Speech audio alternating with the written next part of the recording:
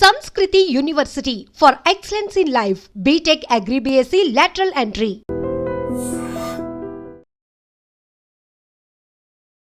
మెదక్ జిల్లాకు సంబంధించిన కాంగ్రెస్ నేత ఇప్పుడు అధికారంలో ఉన్నటువంటి పార్టీకి సంబంధించిన ఎస్సీ సెల్ సెక్రటరీ అనిల్ అనుమానాస్పదంగా చనిపోయిండు.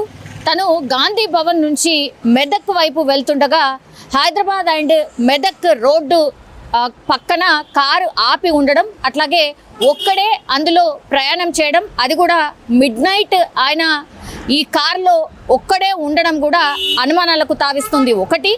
ఆ తర్వాత అక్కడ ఈ కార్ ఎక్కడైతే నిలిచిపోయి ఉందో అనిల్ అందులో అనుమానాస్పదంగా, అంటే న్యాచురల్గా ఒకవేళ ఏదైనా జరిగి ఉంటే డివైడర్కి ఒక రకంగా డివైడర్ని డాష్ కొట్టి ఆ తర్వాత కొంచెం యాక్సిడెంట్ జరిగినట్టుగా అక్కడ ఏదో క్రియేట్ చేసే ప్రయత్నం ఒకటి జరిగింది అని పోలీసులు ప్రాథమిక నిర్ధారించిండ్రు. ఈ అనుమానం కూడా ఎందుకు వచ్చిందంటే పూర్తిగా అక్కడ ఎక్కడైతే ఈ యాక్సిడెంట్ ఆర్ ఇన్సిడెంట్ జరిగిందో, అనిల్ మృతదేహం ఎక్కడైతే దొరికిందో అక్కడ చుట్టుపక్కల ఆ కార్ చుట్టుపక్కల 4 బుల్లెట్లను పోలీసులు అయితే స్వాధీనం చేసుకున్నారు. ఇక్కడే అనుమానం స్టార్ట్ అయింది.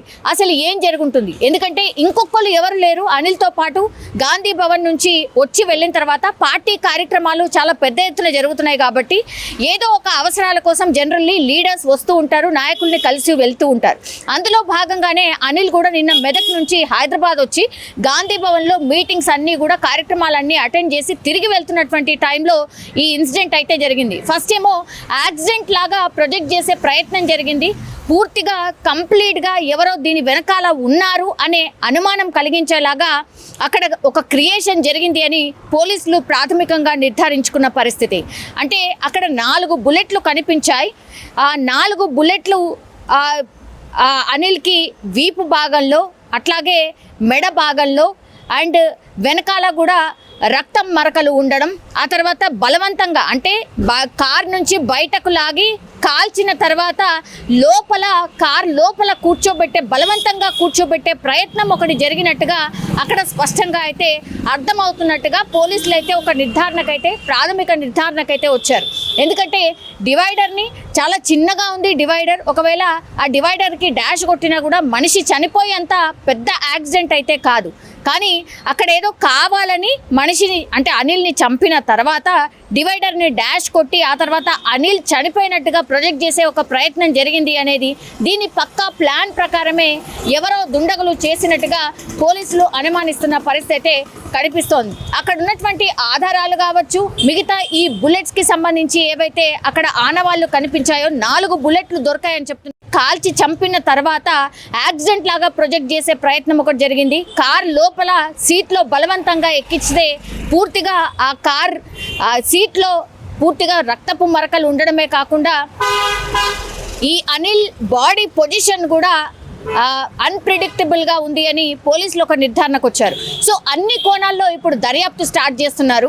అనిల్కి ఎవరైనా శత్రువులు ఉన్నారా, ఎవరైనా బెదిరింపులకు దిగారా, లేకపోతే ఈయన మీద ఎందుకని ఇంత కక్షతో చంపి ఆ తర్వాత అదేదో న్యాచురల్ డెత్ లాగా క్రియేట్ చేసే ప్రయత్నం ఎవరు చేసి ఉంటారు, అనిల్కి శత్రువులు ఎవరైనా ఉన్నారా, ఇట్లా అన్ని కోణాల్లో కూడా. ఎందుకంటే అధికార పార్టీకి సంబంధించిన నాయకుడు కాబట్టి అండ్ యంగ్ లీడర్ కాబట్టి, ఇప్పుడిప్పుడే ఎదుగుతున్న లీడర్ కాబట్టి ఆయన మీద ఫోకస్డ్గా ఎవరైనా కావాలని చంపారా అనే కోణంలో అన్ని కోణాల్లో ఇప్పుడు దర్యాప్తు అయితే చేస్తున్నారు. అక్కడ కుటుంబ సభ్యుల్ని కూడా అడిగే ప్రయత్నం చేసినప్పుడు వాళ్ళు కూడా రకరకాల అనుమానాలు వ్యక్తం చేస్తున్నారు. ఆయన చాలా యాక్టివ్గా ఉంటాడు, ప్రజల్లో తిరుగుతూ ఉంటాడు, ఏ ఫోన్ వచ్చినా ఎంత రాత్రైనా సరే వెళ్తూ ఉంటాడు, ఇదే అదునుగా భావించారు కాబట్టి ఈయనను చంపాలనే చంపారు, ఈయనకు శత్రువులు డెఫినెట్లీ ఎవరో ఉండే ఉంటారు అని కొంత అనుమానం అయితే వ్యక్తం చేస్తున్నారు.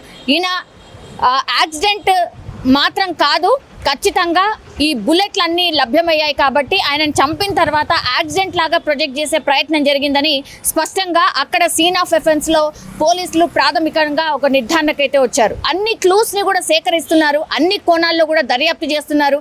అందరూ నాయకులు కూడా ఫోన్ చేసి పోలీసులకు పూర్తిగా ఇన్ఫర్మేషన్ తెలుసుకుంటున్న పరిస్థితి. మెదక్కి సంబంధించిన కాంగ్రెస్ నాయకులు కూడా స్పాట్కి వెళ్ళి అసలు ఏం జరిగింది ఏంటి అనేది కూడా పూర్తిగా క్షుణ్ణంగా పరిశీలిస్తున్నారు.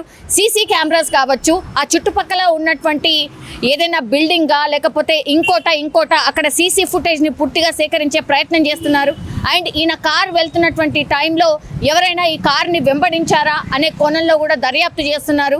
మెదక్ జిల్లాకు సంబంధించిన నాయకులు కొంతమంది మీద అనుమానాలు వ్యక్తం చేసినట్టుగా కూడా సమాచారం. అండ్ ఇప్పుడు అనిల్కి సంబంధించిన ఫోన్ని స్వాధీనం చేసుకొని ఎవరైనా బెదిరింపులకు పాల్పడుతున్నారా, ఏం ఇష్యూ అయి ఉంటుంది అనేది కూడా అన్ని కోణాల్లో దర్యాప్తు అయితే జరుగుతున్న సిచ్యువేషన్. కానీ ఒక్కసారిగా అధికార పార్టీకి సంబంధించిన నాయకుడిని కాల్చి చంపడంతో ఇప్పుడు ఒక అతిపెద్ద చర్చకు దారి తీసినటువంటి పరిస్థితి. అది దట్టు కాల్పులు చేసి అధికార పార్టీకి సంబంధించిన నాయకుడి చంపడం ఏంటి అనేది కూడా అర్థం కాని పరిస్థితి అయితే నెలకొంది. దీని మీద పూర్తి స్థాయిలో దర్యాప్తు అయితే కొనసాగుతున్న సిచ్యువేషన్ కనిపిస్తోంది.